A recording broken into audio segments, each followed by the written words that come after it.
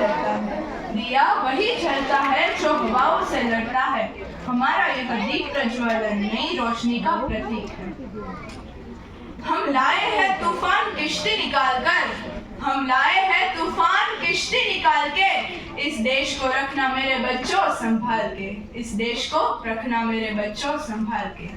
માતૃભૂમિની સ્વતંત્રતા માટે સર્વસ્વનો બલિદાન આપનાર આ દેશના સપૂતો આપણને સ્વતંત્ર ભારતની બાગડોર સોંપે. આ પંક્તિઓ કહી ગયા હતા. આશરે છેલ્લા 1000 વર્ષોમાં ભારતે સલ્તનત યુગના આક્રમણખોરોને સહન કર્યા છે. મુઘલ શાસનના અત્યાચાર વચ્ચે પણ ભારતીયતાને જાળવી રાખે છે. અને છેલ્લે અંગ્રેજોના આર્થિક સામાજિક શોષણ પછી પણ રાજા શ્રી રામના સમયની ભારતીય સંસ્કૃતિ નષ્ટ થવાને બદલે વધુ મજબૂત થઈને બહાર આવી છે. મને યાદ છે રાણી લક્ષ્મીબાઈથી સુભાષચંદ્ર બોઝ સુધીના આંદોલનો, જેમાં ગાંધીજીના સહકાર સાથે દરેક ભારતીયના એક જ સૂર હતો, હિન્દ છોડો, હિન્દ છોડો. Quit India, quit India, quit India, quit India. Hind છોડો, હિન્દ છોડો, હિન્દ છોડો, હિન્દ છોડો, હિન્દ છોડો. આઝાદી માટે મારી આ અંતિમ લડત છે. આજે છુપાઈને કશું કરવું નથી. કરેંગે યા મરેંગે, કરેંગે યા મરેંગે, કરેંગે યા મરેંગે, કરેંગે યા મરેંગે, કરેંગે યા મરેંગે, કરેંગે યા ની આ ભાવનાને કારણે ભારત પોતે સ્વતંત્ર પ્રજાસત્તાક બની શક્યું. 1947ની ઓગસ્ટ માસમાં મળેલી આઝાદીને ચિરંજીવ બનાવવા માટે આપણે આપણું ભારતનું બંધારણ અમલમાં મૂકીને આખરે 26 જાન્યુઆરી 1950થી સ્વતંત્ર પ્રજાસત્તાક રાષ્ટ્ર ઘોષિત થયા. બંધારણની રચના વિશે વાત કરવા આવે છે મનીષા અને રોશની. 25 માર્ચ 1946 ના રોજ બ્રિટિશ સરકારે 3 સભ્યોને કેબિનેટ મિશન તરીકે ભારત મોકલ્યા. આ મિશનને રજૂ કરાયેલી યોજના મુજબ સ્વતંત્ર ભારતનું બંધારણ ઘડવા બંધારણ સભા રચવામાં આવી. વાહ, બંધારણ માટે આખી સભા રચવામાં આવી. હા, બંધારણમાં કુલ 389 સભ્યો હતા, જેમાં વિવિધ કોમ, જાતિ, લિંગ, પ્રદેશ, વિવિધ ક્ષેત્રોના વ્યક્તિ તેમજ વિવિધ પ્રદેશોના તજજ્ઞ વ્યક્તિનો સમાવેશ હતો, જેમાં જવાહરલાલ નહેરુ, વલ્લભભાઈ પટેલ, મૌલાના અબુલ કલામ આઝાદ, શ્યામા પ્રસાદ મુખર્જી, એચપી મોદી, એચવી કામથ, ફ્રેન્ક એન્થની, ગોપાલસ્વામી અયંગર અને કૃષ્ણસ્વામી અય્યર હતા. અને અગ્રણી નેતા ઉપરાંત નિષ્ણાંતા તરીકે ડોક્ટર ભીમરાવ આંબેડકર અને કનૈયાલાલ મુનશી હતા. તો આ સભામાં મહિલા તરીકે તો કોઈ ના આવ્યું.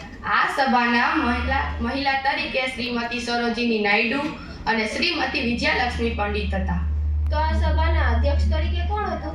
આ સભાના અધ્યક્ષ તરીકે ડોક્ટર રાજેન્દ્ર પ્રસાદ હતા.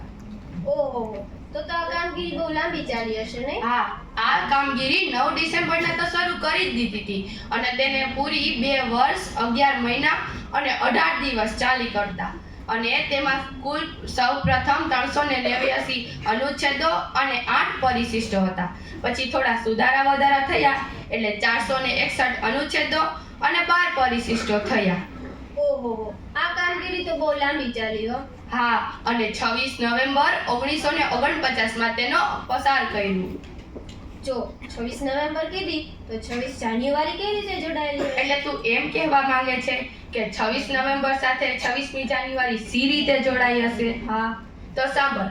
26 નવેમ્બર 1949ના તો આ કામને પસાર કર્યું. પછી તેનો અમલ 26 જાન્યુઆરી 1950ના કર્યો.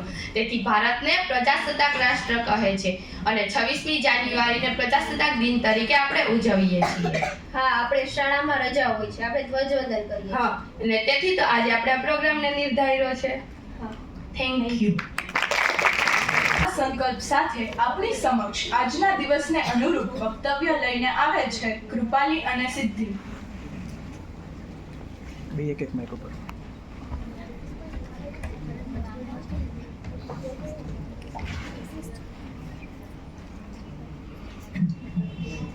આદરણીય વડીલો, વાલીઓ, શિક્ષકો અને મારા સાથી વિદ્યાર્થીઓ, જય હિન્દ. આજનો દિવસ એક વિશેષ ગૌરવનો છે કારણ કે 26મી જાન્યુઆરીએ આપણા દેશનું બંધારણ અમલમાં આવ્યું અને ભારત એક લોકશાહી પ્રજાસત્તાક દેશ તરીકે સ્થાપિત થયું. આ બંધારણ આપણને સમાનતા, સ્વતંત્રતા અને ન્યાયના મૂલ્યો પ્રદાન કરે છે. ભારત એ સંસ્કૃતિ અને ઐતિહાસિક વારસાની જાણે પાવન છબી છે. અહીં તક્ષશિલા અને નાલંદા જેવા વિદ્યાકેન્દ્રો હતા જ્યાં સમગ્ર વિશ્વમાંથી વિદ્યાર્થીઓ 64 જેટલી કલાઓ શીખવા આવતા હતા. જે આધુનિક યુગમાં પણ ભારતની આ યશયાત્રાને આગળ ધપાવવાની અને તેને વધુ મજબૂત બનાવવાની આપણી ફરજ છે.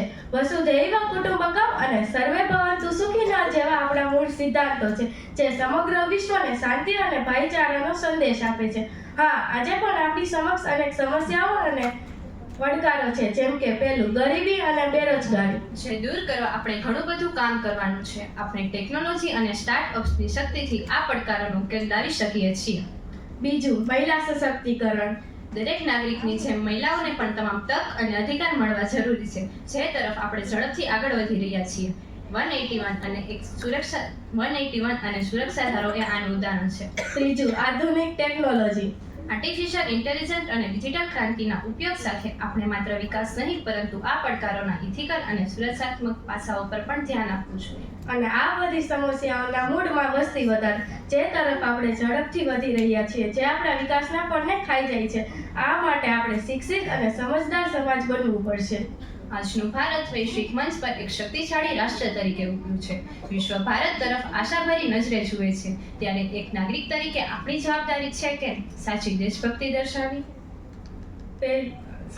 દેશ માટે કામ કરવા, નાના મોટા કાર્યોથી દેશના પ્રગતિમાં યોગદાન આપવું, પર્યાવરણનું જતન, સ્વચ્છતા જાળવીને પ્રકૃતિનું સંરક્ષણ કરીને ભવિષ્યના પેઢીનું જીવન સમૃદ્ધ કરવું, એકતાનો સંદેશ. દરેક જાતિ, ધર્મ, ભાષાની સમાનતા જાળવી રાખવી. તો મિત્રો, ભારત એક યશસ્વી ધરોહર ધરાવતું રાષ્ટ્ર છે. ચાલો આજે આ પ્રજાસત્તાક દિન પર સંકલ્પ કરીએ કે આપણે આપણા મૌલિક હકોનો યોગ્ય ઉપયોગ કરીશું, આપણી ફરજો નિભાવીને ભારતને વધુ મજબૂત અને શક્તિશાળી બનાવવામાં યોગદાન આપશું. હું સમાપ્ત કરવા માંગુ છું આ શબ્દોથી: સંસ્કૃતિ આપણું ગૌરવ છે, વિકાસ આપણું લક્ષ્ય છે અને શાંતિ આપણો સંકલ્પ છે. જય હિન્દ, ભારત માતા કી જય.